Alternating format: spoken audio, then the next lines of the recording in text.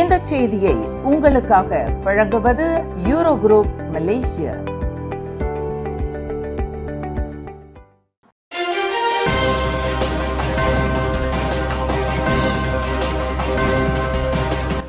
வணக்கம். திசைகளின் 10 மணி செய்திகள். Negeri Sembilan தேர்தல் களம். புதிய ஆட்சியை தீர்மானிக்கும் இறுதி யுத்தம். நாளை வாக்களிப்பு. நெகிரி செம்பிலான் மாநிலத்தின் அரசியல் எதிர்காலத்தை எழுதப்போகும் 16வது மாநில பொது தேர்தலுக்கான 2 வார கால அனல் பறக்கும் பிரச்சார களம் இன்று நள்ளிரவுடன் நிறைவடைகிறது. ஒட்டுமொத்த மலேசியாவின் பார்வையும் நெகிரி செம்பிலான் நோக்கி திரும்பியுள்ள நிலையில் நாளை சனிக்கிழமை காலை 8 மணி முதல் மாலை 6 மணி வரை வாக்குப்பதிவு மிக விறுவிறுப்பாக நடைபெறவுள்ளது. 36 சட்டமன்ற தொகுதிகளின் அரியணையை கைப்பற்ற சுயேட்சைகள் உட்பட 103 வேட்பாளர்கள் இறுதி போர்க்களத்தில் மோதுகின்றனர். ஆட்சியை தக்க வைக்கும் முனைப்பில் ஆளும் பக்கத்தான் ஹரப்பான் கூட்டணி 36 தொகுதிகளிலும், பாரிசான் நேஷனல் 25 தொகுதிகளிலும் களம் காண்கின்றன. பக்கத்தான் ஹரப்பானுக்கு தலைமையேற்று அதன் தலைவரும் பிரதமருமான டத்தோஸ்ரீ அன்வார் இப்ராஹிம் நேரடியாக களத்தில் இறங்கி பல்வேறு அதிரடி அறிவிப்புகளை செய்துள்ளார். அதேபோல் பாரிசான் நேஷனல் தலைவரும் துணை பிரதமருமான டத்தோஸ்ரீ அமட் ஜைட் அமிடியும் தேர்தல் களத்தில் தீவிர பிரச்சாரத்தில் ஈடுபட்டு ஆதரவு திரட்டினார். இவர்களுக்கு எதிராக பரிகாத்தான் நேஷனல் கூட்டணியில் பாஸ் 11 இடங்களிலும், பர்சத்து 24 இடங்களிலும் இறங்கி பலப்பரீட்சை நடத்துகின்றன. மாநிலத்தின் 8,67,151 வாக்காளர்களின் பாதுகாப்பிற்காக 5,000க்கும் மேற்பட்ட போலீசார் தீவிர களப்பணியில் அமர்த்தப்பட்டுள்ளனர். வாழ்வாதார செலவின உயர்வு மற்றும் அடிப்படை உள்கட்டமைப்புகளே இந்த தேர்தலின் தலையெழுத்தை தீர்மானிக்கப் போகின்றன. நாட்டின் தலையாய கடமையை ஆற்ற வெளி வட்டார வாக்காளர்கள் அனைவரும் உடனடியாக தாயகம் திரும்ப வேண்டும் என அனைத்து கட்சிகளின் தலைவர்களும் தங்களின் இறுதிக்கட்ட அவசர முழக்கத்தை விடுத்துள்ளனர். முன்கூட்டியே பதிவு செய்யப்பட்ட போலீஸ் மற்றும் ராணுவ வாக்குகள் மாலை 5 மணிக்கே எண்ணப்பட உள்ள நிலையில் மத்தியில் ஒற்றுமை அரசாங்கத்தில் அங்கம் வகிக்கும் பாரிசான் நேஷனல் தமது பரம வைரியான பாஸ் கட்சியுடன் ரகசிய கைகோர்த்து நெகிரி செம்பிலான் மாநில ஆட்சி கட்டிலை கைப்பற்ற போடும் இந்த விபரீத வியூகத்தை பக்கத்தான் ஹரப்பான் தன் முழு பலம் கொண்டு முறியடிக்குமா அல்லது நெகிரி செம்பிலான் கோட்டை சரிந்து விழுமா என்பதே ஒட்டுமொத்த மலேசியாவின் தற்போதைய மிரள வைக்கும் எதிர்பார்ப்பு.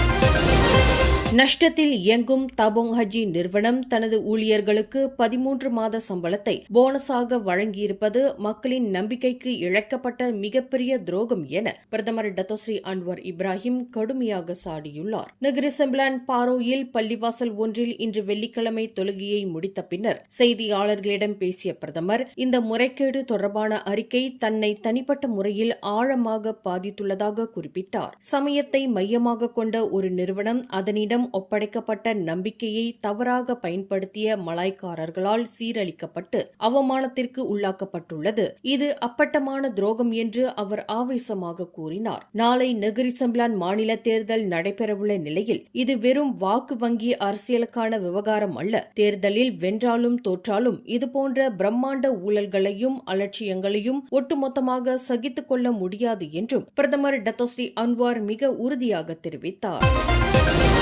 நாளை நடைபெறவுள்ள நெகிரி செம்பிலான் மாநில தேர்தலில் வேட்பாளர்களின் தனிப்பட்ட தகுதியை விட அரசியல் கட்சிகளின் அடையாளத்தை பார்த்தே இளம் வாக்காளர்கள் வாக்களிக்க முனைகிறார்கள் என இல்ஹாம் சென்டர் ஆய்வு நிறுவனம் தெரிவித்துள்ளது. மாநிலத்தின் ஒட்டுமொத்த வாக்காளர்களில் சுமார் 48% பேர் இளைஞர்கள் ஆவர். இதில் பாகான் பினாங்கில் 60 விழுக்காட்டினர், பாரோயில் 59 விழுக்காட்டினர் உள்ளிட்ட 5 தொகுதிகளில் இவர்களின் எண்ணிக்கை 50%க்கும் அதிகமாக உள்ளது. இந்த இளம் வாக்காளர்கள் தங்களுக்கு போட்டியிடும் வேட்பாளர்களை நேரில் தெரியாவிட்டாலும் சமூக ஊடகங்கள் மற்றும் கட்சி பிராண்டுகளின் அடிப்படையிலேயே ஏற்கனவே தங்களின் முடிவை எடுத்துவிட்டதாக ஆய்வில் தெரியவந்துள்ளது. குறிப்பாக சமூக ஊடகங்களில் பரப்பப்படும் மலாய் இஸ்லாமிய உணர்வுசார் அரசியல் இவர்களின் முடிவில் பெரும் தாக்கத்தை ஏற்படுத்தியுள்ளது. அதேவேளையில் இளைஞர்களின் வேலைவாய்ப்பு, வீட்டு வசதி போன்ற வாழ்வாதார பிரச்சினைகளை இருதரப்பு அரசியல் கட்சிகளும் பிரச்சாரங்களில் பெரிய அளவில் பேசாமல் புறக்கணித்து விட்டதாகவும்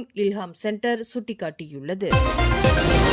நாளை நடைபெறவுள்ள நெகிரி செம்பிலான் மாநில தேர்தலில் பக்கத்தான் ஹரப்பான் கூட்டணி அமோக வெற்றி பெற்று ஆட்சியை தக்க வைக்கும் என அதன் தலைவரும் பிரதமருமான டத்தோஸ்ரீ அன்வர் இப்ராஹிம் அசைக்க முடியாத நம்பிக்கை தெரிவித்துள்ளார். இன்று வெள்ளிக்கிழமை பாரோய் ஜெயா பள்ளி வாசலில் தொழுகையை முடித்த பின்னர் செய்தியாளர்களிடம் பேசிய அன்வார், எத்தனை இடங்களை கைப்பற்றுவோம் என்ற எண்ணிக்கையை தம்மால் துல்லியமாக கூற முடியாது என்றும், அதனை மந்திரி பசார் டத்தோஸ்ரீ அமினுடின் ஹருனினிடம்தான் கேட்க வேண்டும் என்றும் புன்னகையுடன் குறிப்பிட்டார். எனினும் தங்களின் முழு பலத்தையும் கொண்டு பிரச்சாரம் செய்துள்ளதால் வெற்றி நிச்சயம் என அவர் கூறினார். தேர்தலுக்கு பிறகு மாநிலத்தின் அரசியல் மற்றும் பொருளாதார தன்மையை நிலைநிறுத்துவதே தங்களின் முதல் முன்னுரிமை என்றும், அதற்கு அனைத்து தரப்பினரின் ஒத்துழைப்பும் அவசியம் என்றும் பிரதமர் சுட்டிக்காட்டினார். நாளை நடைபெறும் இந்த வரலாற்று சிறப்புமிக்க தேர்தலில் நெகிரி செம்பிலானின் புதிய ஆட்சியை தீர்மானிக்க 8,59,000க்கும் மேற்பட்ட வாக்காளர்கள் வாக்குச்சாவடிகளுக்கு செல்ல உள்ளனர். இப்போ சுங்கைப்பாரியில் கைவிடப்பட்ட 15 மாடி அடுக்குமாடி குடியிருப்பில் 14 வயது சிறுமிகளான கீர்த்திஷாவும் ராஜேனாவும் கடந்த ஜூலை 24 அன்று பிணமாக மீட்கப்பட்ட சம்பவம் பேரா மாநிலத்தையே உலுக்கியுள்ளது. அந்த பழமையான குடியிருப்பு அடுக்குமாடி வீட்டு கட்டடத்தில் எங்கள் பிள்ளைகளின் உயிரே கடைசியாக இருக்க வேண்டும் என்று கண்ணீர் மல்க கூறிய பெற்றோர்கள், இந்த விபரீதத்திற்கு அதிகாரிகளின் பாதுகாப்பு அலட்சியமே காரணம் என புந்தோங் போலீஸ் நிலையத்தில் இன்று அதிகாரப்பூர்வமாக புகார் அளித்துள்ளனர். பல ஆண்டுகளாக எவ்வித வேலியோ கண்காணிப்போ இன்றி ஆபத்தான நிலையில் இருக்கும் இக்கட்டிட நிர்வாகத்திற்கு எதிராக நீதிமன்றம் செல்லவும் அவர்கள் முடிவெடுத்துள்ளனர். இனியும் அந்த பழமையான கட்டிடத்தில் எந்த உயிரும் போகக்கூடாது. ஒன்று, அந்த கட்டிடத்திற்குள் யாரும் செல்ல முடியாத அளவிற்கு பாதுகாப்பு வேலை அமைக்கப்பட வேண்டும், அல்லது இடித்து தள்ளப்பட வேண்டும் என்று உயிரிழந்த ராஜேனாவின் தந்தை சசீந்திரன் ஆனந்தன் தெரிவித்தார். என் பேர் சசீந்திரன் நாளைக்கு ஆனந்தன், ரஜினாவோட அப்பா. இப்போ நாங்கள் என்ன ரிப்போர்ட் பண்ணியிருக்கோன்னா அந்த கவர்மெண்ட் ஃப்ளாட் ரொம்ப வருஷமாக அப்படியே தான் இருக்குது. இன்ன வரைக்கும் அந்த ஃப்ளாட்டுக்கான பாதுகாப்பு எதுவுமே அவங்க செய்யாமல் இருக்காங்க. இதே அவங்க அந்த பாதுகாப்புலாம் கரெக்டாக செஞ்சுருந்தாங்கன்னா அங்கே எங்கள் 2 பிள்ளைங்களோட உயிர் போடுறதுக்கான வழி இருந்திருக்காது. ஸோ நாங்கள் இப்போ வரைக்கும் பார்க்குறோம், அந்த ஃப்ளாட்டில் எந்த பாதுகாப்பும் இல்லை, எதுவுமே இன்னும் செய்யாமல் வச்சுருக்காங்க. நாங்கள் என்ன இப்போ ரிப்போர்ட் பண்ணியிருக்கோன்னா, அவங்க அந்த ஃப்ளாட்டில் ஆக்ஷன் எடுக்கணும், சுத்தம் பண்ணணும், இல்லை அந்த ஃப்ளாட்டை இடிச்சிடணும். ஏன்னா அவங்க கூட படிக்கிற பிள்ளைங்க நிறையா பேர் இருக்காங்க. நாளைக்கு அவங்களும் இந்த மாதிரி எந்த முடிவும் எடுத்துடாமல் இருக்கணும். அப்போ அந்த ஃப்ளாட்டை அவங்க பாதுகாப்பு செஞ்சிட்டாங்கன்னா அந்த பிள்ளைங்க அங்கே போகிறதுக்கு வேறு எந்த பிள்ளைங்க இறக்கிறதுக்கான வழி எதுவுமே இருக்காது. ஸோ நாங்கள் இதை ரிப்போர்ட் பண்ணி மக்காமா வரைக்கும் கொண்டுட்டு போகிறோம். எங்களோட லாயர் எல்லாத்தையும் இது பண்ணுவார். நன்றி. இப்போ மாநகரம் உரிய நடவடிக்கை எடுக்க தவறியதே இரு பிள்ளைகள் கீழே விழுந்து மரணம் அடைந்ததற்கு காரணமாகும் என்று உயிரிழந்த கீர்த்திஷாவின் தந்தை தயாளராஜ் தங்கையா வேதனை தெரிவித்தார். என் பேர் தயாளராஜ் தங்கையா, என் டாக்டர் பேர் கீர்த்திஷா தயாளராஜ். நாங்கள் என்ன ரிப்போர்ட் பண்ணியிருக்கோன்னா, பாலடைஞ்ச ஃப்ளாட்லேருந்து 2 பேர் தவறி விழுந்துட்டாங்க. ஸோ அந்த இடத்துல பாதுகாப்பு குறைவாக இருக்குது, கவனக்குறைவாக இருக்குது. அரசாங்கம் பொறுப்பான செயல்பாடு படலை. ஸோ அவங்க பொறுப்பை எடுத்து இந்த இங்கிட்டு செக்யூரிட்டியோ இல்லை அங்கே ஃபென்சிங் போட்டிருந்தாங்களோ இந்த மாதிரி ஒன்று நடந்திருக்க வாய்ப்பே இல்லை. ஸோ இதுக்கான மஜ்லிஸ் பண்டாரையா ஒரு நடவடிக்கை எடுக்கும் அப்படின்னு நாங்கள் கோரிக்கை கேட்டுக்கிறோம். பாதிக்கப்பட்ட குடும்பங்களை நேரில் சந்தித்த முன்னாள் புந்தோங் சட்டமன்ற உறுப்பினர் ஆதி சிவசுப்பிரமணியம், கடந்த 4 ஆண்டுகளாக இந்த விவகாரத்தில் உள்ளூர் நிர்வாகமும் மக்கள் பிரதிநிதிகளும் என்ன செய்து கொண்டிருந்தார்கள், உயிர் போன பிறகு நடவடிக்கை எடுப்பது அரசின் கடமையல்ல என ஆவேசமாக கேள்வி எழுப்பினார். ஓகே, நான் ஆதி சிவசுப்பிரமணியம், முன்னாள் புந்தோங் சட்டமன்ற உறுப்பினர். இன்றைக்கி போலீஸ் கம்பும்பரு பலாய் போலீஸ் புந்தோங் இடத்துக்கு எதுக்கு வந்திருக்கோன்னு சொன்னால், இந்த மாதிரி 2 பிள்ளைங்க தவறி விழுந்து இறந்து போயிட்டாங்க. அதை புகார் செய்ய வந்திருக்கிறாங்க பெற்றோர்களோட. நான் வந்திருக்கிறேன். இதில் என்ன கேட்டுக்க சொல்கிறேன்னாக்கா, இந்த உயிர் இழப்பு நான் எப்படி பார்க்குறேன்னு சொன்னால், முழுக்க இது அரசாங்கத்தோட கவனக்குறைவு. ஏன்னா எங்கே வேணுமோ சூசைட் பண்ணிக்கலாம், ஓகேயா. ஆனால் இன்றைக்கி அந்த அரசாங்க பில்டிங்கில் முற்றிலும் ஒரு நல்ல பாதுகாப்பு ஃபென்சிங் போட்டு செக்யூரிட்டி போட்டு வச்சுருந்தா இன்றைக்கி அந்த இன்சிடென்ட் அங்கே நடந்திருக்காது.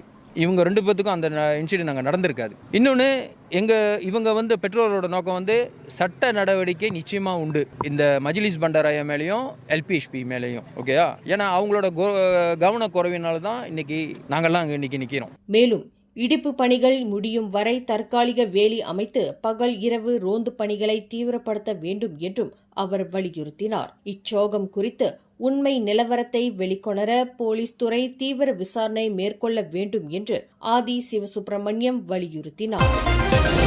தென்னிந்திய திரையிசையின் பொற்கால குரலாக திகழ்ந்த பழம்பெரும் பின்னணி பாடகி கே. ஜமுனா ராணி தனது 88வது வயதில் பெங்களூருவில் நேற்று காலமானார். கடந்த சில நாட்களாக வயது முதிர்வு சார்ந்த உடல்நலக் குறைவால் பாதிக்கப்பட்டிருந்த அவரது இந்த திடீர் மறைவு ஒட்டுமொத்த துறையினரையும் இசை ரசிகர்களையும் பெரும் சோகத்தில் ஆழ்த்தியுள்ளது. 1938ஆம் ஆண்டு ஆந்திராவில் பிறந்த ஜமுனா ராணி தனது 7வது வயதிலேயே தியாகையா திரைப்படத்தின் மூலம் பாடி அறிமுகமானார். தமிழ், தெலுங்கு, கன்னடம், மலையாளம் மற்றும் சிங்களம் என பல மொழிகளில் 6000க்கும் மேற்பட்ட காலத்தால் அழியாத பாடல்களை பாடி அவர் அசாத்திய சாதனை படைத்துள்ளார். குறிப்பாக சிவாஜி கணேசனின் உத்தமபுத்திரன் படத்தில் இடம்பெற்ற யாரிடி நீ மோகினி, பாசமலர் படத்தின் பாட்டொன்று கேட்டேன் மற்றும் சிங்கார புன்னகை போன்ற பாடல்கள் இன்றும் ரசிகர்களின் நெஞ்சங்களில் நீங்கா இடம் பெற்றவை. அவரது நல்லுடல் இன்று பெங்களூருவில் இறுதி சடங்குகளுடன் தகனம் செய்யப்பட உள்ளது.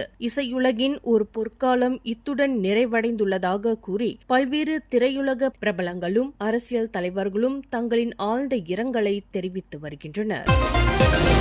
பட்டாலிங், ஜெயா, ஷாலாம் மற்றும் கில்லான் ஆகிய பகுதிகளை இணைக்கும் புதிய ஷாலாம் LRT-3 வழித்தடத்தின் இலவச சேவை வரும் ஆகஸ்ட் 14ஆம் தேதி வரை நீட்டிக்கப்பட்டுள்ளதாக ரேபிட் கேல் அறிவித்துள்ளது. பொதுமக்கள் இந்த புதிய பொது போக்குவரத்து முறையை பழகிக் கொள்ளவும் அவர்களின் தினசரி பயண செலவை குறைக்கும் நோக்கிலும் இந்த நீட்டிப்பு வழங்கப்பட்டுள்ளது. இந்த சலுகையின் கீழ் LRT-3 ரயில்கள் மட்டுமின்றி அதனுடன் இணைக்கப்பட்ட ஃபீடர் பஸ்ஸஸ் மற்றும் நிலையங்களில் உள்ள பார்க் அண்ட் ரைட் வாகன நிறுத்த வசதிகளையும் பொதுமக்கள் முற்றிலும் இலவசமாக பயன்படுத்திக் கொள்ளலாம். முன்னதாக கடந்த ஜூன் 28 அன்று இந்த LRT-3 வழித்தடத்தை திறந்து வைத்த பிரதமர் டத்தோஸ்ரீ அன்வார் இப்ராஹிம் ஜூன் 29 முதல் ஜூலை 31 வரை ஒரு மாதத்திற்கு இலவச சேவை வழங்கப்படும் என அறிவித்திருந்தார். தற்போது அந்த சலுகை மேலும் 2 வாரங்களுக்கு நீட்டிக்கப்பட்டுள்ளது. முன்னாள் பிரதமர் டத்தோஸ்ரீ நஜீப் ரசாக்கின் சிறை தண்டனை மற்றும் அபராதத்தை குறைத்த கூட்டரசு பிரதேச மன்னிப்பு வாரியத்தின் முடிவை நீதிமன்றம் மறு ஆய்வு செய்ய அனுமதிக்க வேண்டும் என மலேசிய வழக்கறிஞர் மன்றம் மேல்முறையீட்டு நீதிமன்றத்தில் இன்று வலுவாக வாதிட்டுள்ளது. மலேசிய வழக்கறிஞர் மன்றத்தின் சார்பில் ஆஜரான வழக்கறிஞர் யோ யங் போ மன்னிப்பு வாரியம் பொதுமக்களுக்கு பொறுப்பு கூற வேண்டும், நீதிமன்றத்தின் கதவுகள் மூடப்படக்கூடாது என்றார். நஜீப்பின் 12 ஆண்டு சிறையை 6 ஆண்டுகளாகவும் 210 மில்லியன் ரிங்கிட் அபராதத்தை 50 மில்லியனாகவும் குறைத்த மன்னிப்பு வாரியத்தின் முடிவு செல்லாது என அறிவிக்க கோரி உயர்நீதிமன்றம் விதித்த தடையை நீக்க கோரி இந்த மேல்முறையீடு செய்யப்பட்டுள்ளது. மற்றொரு வழக்கறிஞர் ஜைனூர் ஜக்காரியா 1994ஆம் ஆண்டு அரசியல் சாசன திருத்தத்திற்கு பிறகு மன்னிப்பு வழங்குவதில் மாமன்னரின் தனிப்பட்ட அதிகாரம் நீக்கப்பட்டு அவர் வாரியத்தின் ஆலோசனையின்படியே செயல்பட வேண்டும் என வாதிட்டார். இருப்பினும் மன்னிப்பு வழங்கும் அதிகாரம் மாமன்னரின் சிறப்புரிமை என்பதால் அதை நீதிமன்றம் மறு ஆய்வு செய்ய முடியாது என அரசு தரப்பு வழக்கறிஞர் மற்றும் நஜீப்பின் வழக்கறிஞர் ஷஃபி அப்துல்லா எதிர்த்து வாதிட்டனர். வழக்கை விசாரித்த 3 நீதிபதிகள் கொண்ட அமர்வு இதன் தீர்ப்பை ஒத்திவைத்தது. இந்தோனேசியாவின் சொக்கார்னோ ஹாட்டா அனைத்துலக விமான நிலையத்தில் போதைப்பொருள் கடத்தல் குற்றச்சாட்டின் கீழ் கைது செய்யப்பட்டுள்ள மலேசிய விமானியை நேரில் சந்தித்து சட்ட உதவிகளை வழங்க ஜகார்த்தாவில் உள்ள மலேசிய தூதரகம் இந்தோனேசிய அதிகாரிகளிடம் அனுமதி கோரியுள்ளது. இந்தோனேசியாவின் சட்ட நடைமுறைகளை மதிப்பதாக தெரிவித்துள்ள மலேசிய தூதரகம் கைது செய்யப்பட்டுள்ள 39 வயது மலேசிய பிரஜைக்கு தேவையான தூதரக உதவிகளை வழங்க அந்நாட்டு அதிகாரிகளுடன் தொடர்ந்து பேச்சுவார்த்தை நடத்தி வருவதாக இன்று வெள்ளிக்கிழமை விடுத்த அறிக்கையில் குறிப்பிட்டுள்ளது. முன்னதாக கடந்த ஜூலை 29 அன்று விமான நிலையத்தின் 3வது முனையத்தில் சோதனை செய்தபோது அந்த மலேசிய விமானியின் பயண பெட்டியில் மறைத்து வைக்கப்பட்டிருந்த சுமார் 13.5 மில்லியன் ரிங்கிட் மதிப்புள்ள 25 கிலோ எக்டசி போதைப்பொருள் மாத்திரைகள் மற்றும் மெத்தாபெத்தமின் ஆகியவை இந்தோனேசிய பாதுகாப்பு படையினரால் அதிரடியாக கைப்பற்றப்பட்டன. மேன்மை தங்கிய பஹாங் மாநில சுல்தான் அப்துல்லா அவர்களின் 67வது பிறந்த நாளை முன்னிட்டு துணை பிரதமர் டத்தோஸ்ரீ அஹ்மத் ஜைட் அமிடி மற்றும் தொடர்புத்துறை அமைச்சர் டத்தோஸ்ரீ ஃபாமி ஃபசில் ஆகியோர் தங்களின் மனம் மனமார்ந்த வாழ்த்துக்களை தெரிவித்துள்ளனர். இதுகுறித்து தனது முகநூல் பக்கத்தில் பதிவிட்டுள்ள துணை பிரதமர் ஜாயிட் ஹமிடி, பஹாங் சுல்தான் அவர்கள் இறைவனின் ஆசியோடு என்றும் நல்ல ஆரோக்கியத்துடனும் பஹாங் மாநில மக்களின் நல்வாழ்விற்காக தொடர்ந்து நீதியோடும் ஆட்சி புரிய வேண்டும் என பிரார்த்திக்கிறேன். டவுலாட் துவான்கு என குறிப்பிட்டுள்ளார். அதேபோல் தொடர்புத்துறை அமைச்சர் டத்தோஸ்ரீ ஃபாமி ஃபசில் தனது அமைச்சு அதிகாரிகள் மற்றும் லம்பா பந்தாய் நாடாளுமன்ற தொகுதி மக்கள் சார்பாக சுல்தானுக்கும் ஒட்டுமொத்த பஹாங் அரசு குடும்பத்தினருக்கும் தங்களின் பிறந்தநாள் நல்வாழ்த்துகளையும் நீண்ட ஆயுளுக்கான பிரார்த்தனைகளையும் சமர்ப்பிப்பதாக தெரிவித்துள்ளார். கில்லானில் ராக்கி என்ற வளர்ப்பு நாய் கொடூரமாக கொல்லப்பட்ட சம்பவத்திற்கு புக்கெட் பெடேரா நாடாளுமன்ற உறுப்பினர் ஷெர்லினா அப்துல் ரஷீத் தனது கடுமையான கண்டனத்தை பதிவு செய்துள்ளார். இச்சம்பவம் குறித்து விரைவான, வெளிப்படையான மற்றும் சுதந்திரமான விசாரணை நடத்தப்பட வேண்டும் என்றும் அவர் வலியுறுத்தியுள்ளார். ஒரு மலாய் முஸ்லிமாக ராக்கியின் இந்த கொடூர கொலையை நான் தயக்கமின்றி எதிர்க்கிறேன். இஸ்லாத்தில் வன்முறைக்கு இடமில்லை, அது இரக்கத்தையும் நீதியையும் மட்டுமே போதிக்கிறது என்று அவர் இன்று வெளியிட்ட அறிக்கையில் குறிப்பிட்டுள்ளார். கடந்த ஜூலை 29ஆம் தேதி பொர்ட் கில்லான் பகுதியில் கில்லான் மாநகர் மன்ற அதிகாரிகள் மேற்கொண்ட நாய் பிடிக்கும் நடவடிக்கையின் போது இந்த நாய் பரிதாபமாக உயிரிழந்தது. அந்த நாய்க்கு உரிமம் இல்லை என்பதை காரணம் காட்டி இந்த வன்முறையை நியாயப்படுத்த முடியாது என்று கூறிய ஷெர்லினா அப்துல் ரஷீத், சட்டத்தை எவரும் கையில் எடுக்கக்கூடாது என்றும் தவறு செய்தவர்கள் மீது தகுந்த நடவடிக்கை எடுக்கப்பட வேண்டும் என்றும் உறுதியாக தெரிவித்துள்ளார்.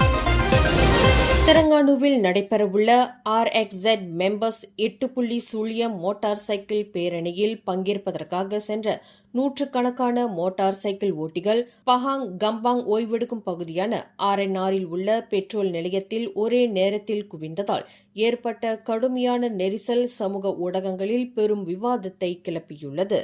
இது தொடர்பான வீடியோ ஒன்று த்ரெட்ஸ் தளத்தில் வெளியாகி குறுகிய நேரத்தில் 1.1 மில்லியனுக்கும் அதிகமான பார்வையாளர்களை பெற்று வைரலாகி வருகிறது.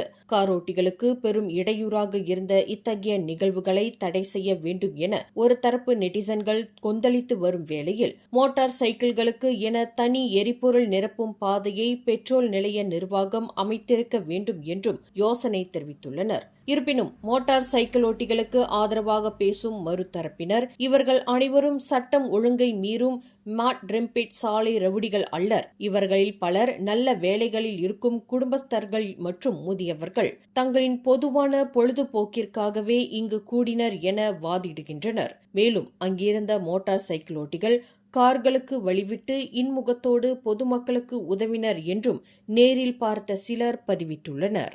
மேலும் செய்திகளை தெரிந்து கொள்ள கீழே இருக்கும் பெல் பட்டனை அழுத்துங்கள். உங்கள் மகிழ்ச்சியை வெளிப்படுத்த லைக் மற்றும் ஷேர் செய்யுங்கள். தொடர்ந்து திசைகளோடு இணைந்திருக்க சப்ஸ்கிரைப் செய்யுங்கள்.